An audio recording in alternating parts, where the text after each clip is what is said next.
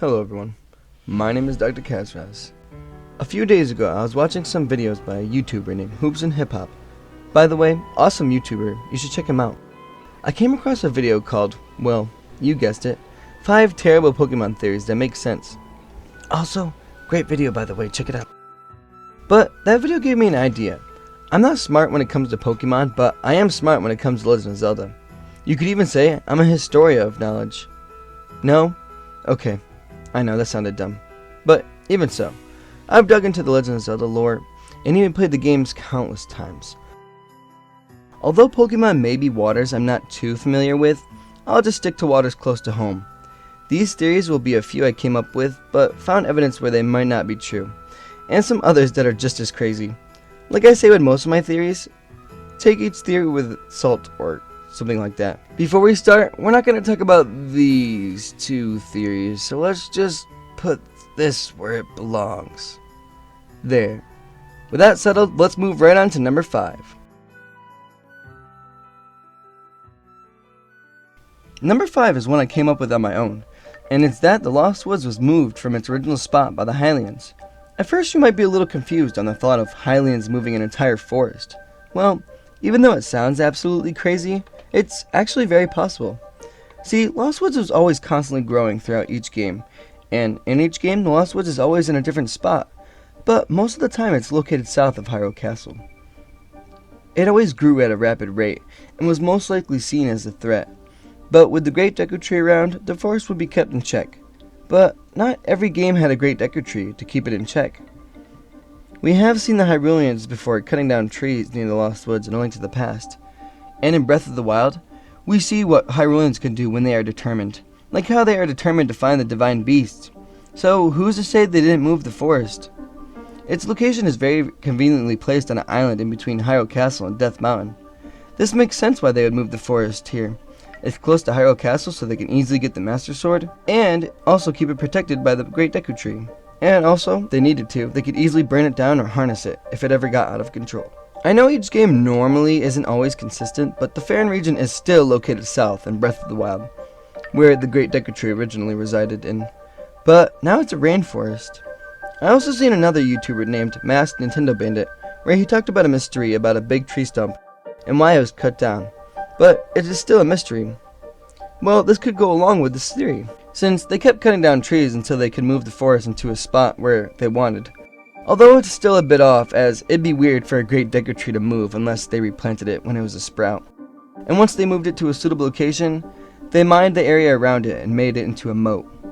Either way, this still makes it a pretty interesting theory, and it doesn't sound too far-fetched, but I'll let you decide, since there are a bunch of plot holes in it, since the great, big tree stump is pretty far away from where the Lost Woods is located. So, I'm not really too sure. But comment down below.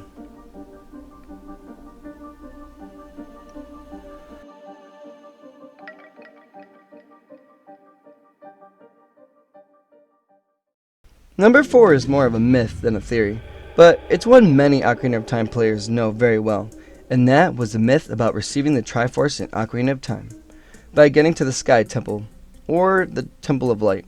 The myth goes as follows. Link would use a bomb on a gossip stone, and he would use it to blast off into the sky to get there. Or, once he got all 7 medallions, he would go to the Temple of Time to learn a song by Sheik called the Overture of Sages. And by doing so, it would teleport him to the entrance of the Sky Temple.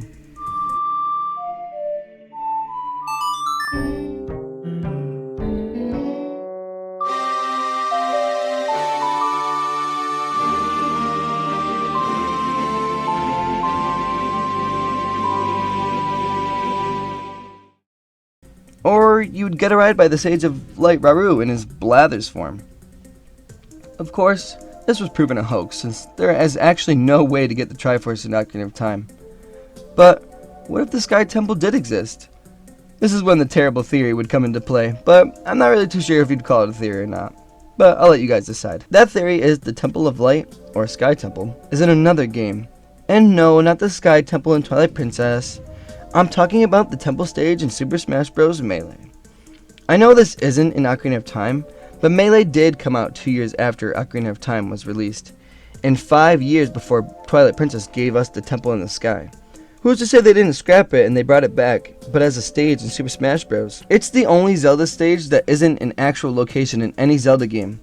Other Legend of Zelda stages are actually places in other Zelda games, like the top of Hyrule Castle in Ocarina of Time, Great Bay in Majora's Mask, Bridge of Eldin in Twilight Princess, the pirate ship from Wind Waker, Spirit Train from Spirit Tracks, Gerudo Valley from Ocarina of Time again, Skyloft from Skyward Sword, and the Great Plateau Tower from Breath of the Wild.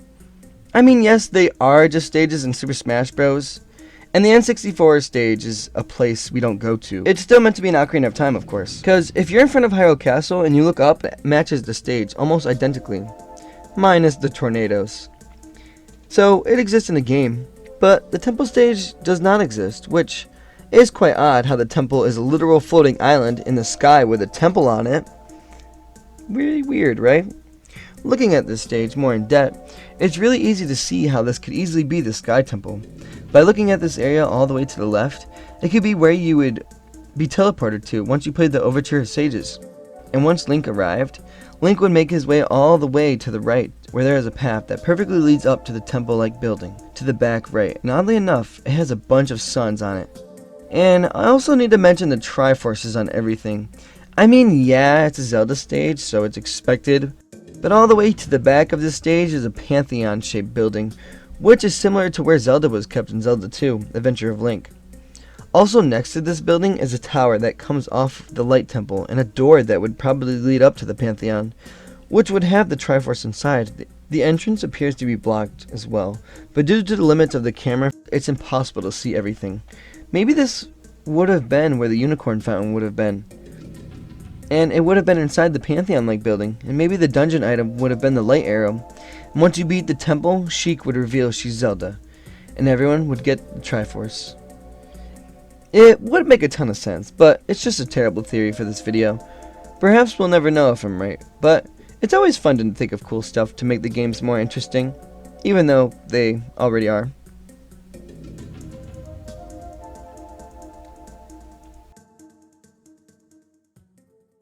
Number 3 on my list is a theory many YouTubers have talked about. I know the thought probably came across your mind at least once or twice, and that thought was probably the question, who are the Twilight and Twilight Princess? Many other Zelda YouTubers made theories and speculations on who they could be. Many people assumed it was the Gerudo, or some clan of Sheikah, but those both can't be true as we see Gerudo tribe in Four Swords Adventure, which takes place after Twilight Princess in the Child timeline, and also later on in Breath of the Wild. Sheikah are literally everywhere and are thriving, and this takes place way later on in the timeline. But even so, there are 2 separate Sheikah clans in Breath of the Wild. The normal ones who serve Hylia, like Impa, Paya, Rabi, and Pyrrha, and the ones who worship Ganon, the Yiga tribe. Maybe there could have been another faction in the clan, since the Yiga didn't exist in Ocarina of Time. But there were bad Sheikah in Ocarina of Time. But they didn't worship Ganon at this point. Again, this one I think is pretty terrible theory. By the way, I'm explaining everything. But I do have a reason why I'm explaining it, and my point is, these 2 tribes still exist. But the only tribe that doesn't exist anymore is the Zonai. The Zonai are not even shown off yet, let alone even mentioned at all. First being mentioned in Breath of the Wild, but still left as a huge mystery. They're the only tribe that used magic we've never seen yet, but we might have seen it a few times already, that being the Majora's Mask and the Fused Shadow, respectively. While we don't know this is a fact for sure, we do know that the Majora's Mask was made by a tribe to be used in their hexing rituals, and the Fused Shadow was made by a dark tribe called the Interlopers, who became the Twilight eventually, after they were banished to the Twilight Realm. But the question was, who were they? We all want to agree that they were the ones who created the Majora's Mask, since it is very similar to the Fused Shadow. But this isn't proven to be right, and it could just be simply a common detail the game designers use, similar to Ravio's hat. But back to the Fused Shadow design. It is very similar to the Zonai architecture with all the spirals around it, and plus the snakes too. One could argue that some Sheikah became the Twilight since the shrines have a similar look to the Twilight Palace. Well, I guess you could say that, since they do look very similar. We simply don't know, so that's why this theory is number 3, because I honestly wasn't too sure where to put it, because I didn't really know how to fill it in that much. But either way, it's in the middle.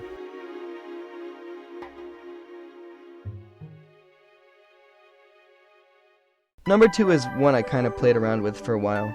I was playing Wind Waker and I always wondered why the Zora evolved to be the Rito. I mean, yeah, I get it, the ocean would be dangerous and Hyrule is buried underneath there. But I mean, it's the ocean. Surely there has to be places to hide or avoid prey. Sure, the sky is a good idea, but what if some Zoras were afraid of heights? Or maybe they wanted to stick to their old traditions. In other Legend of Zelda games, we see how Zoras look when their environment changes. From normal, clean water Zoras to hostile, disgusting looking Zoras. No offense, Zora. Zoras adapt to the water they are in, and sure, they adapted to fly, but what if the ones that didn't were still swimming around the ocean, helping the hero of wind, and that character would be the fishman? It's not certain if there's just one of them or multiple. It does beg the question, what are they? They look similar to the Link to the Past Zoras, the Zoras that were mutated due to the polluted waters. The fisherman Zoras could have also evolved to be smaller to avoid prey easily, and since the Great Sea would certainly be polluted, they would obviously change forms if they didn't evolve like Dorito did. This is just a random theory I thought about for a while, but couldn't make it long enough to be a whole video. But nonetheless, I think this is actually a pretty good theory on this list, but I want to know what you guys think about it. Let me know in the comments down below, since I actually really want to know more about this theory, because I actually do like it a lot. So let's move on to the next one.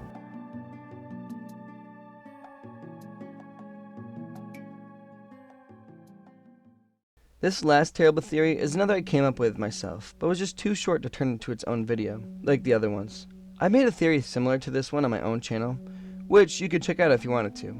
But if you don't have time, allow me to sum up the video. In the video, I explain how all the Dekus we see in Ocarina of Time, or in any other Zelda game, all come from Termina.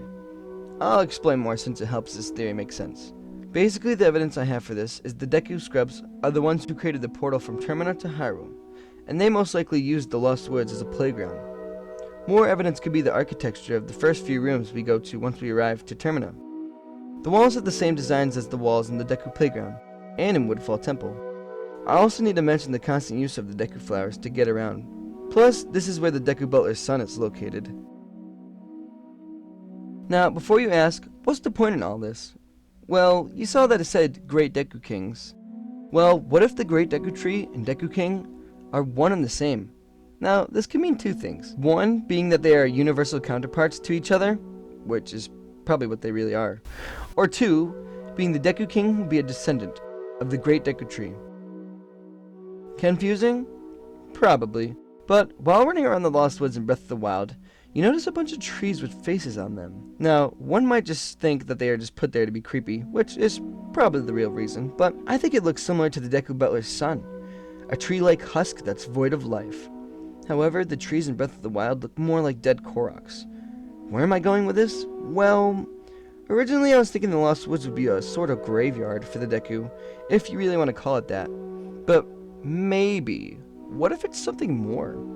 What if the Deku transcend from scrub to tree? I know that sounds like a stretch, but it is supposed to be a terrible theory. I'll show you how it makes sense.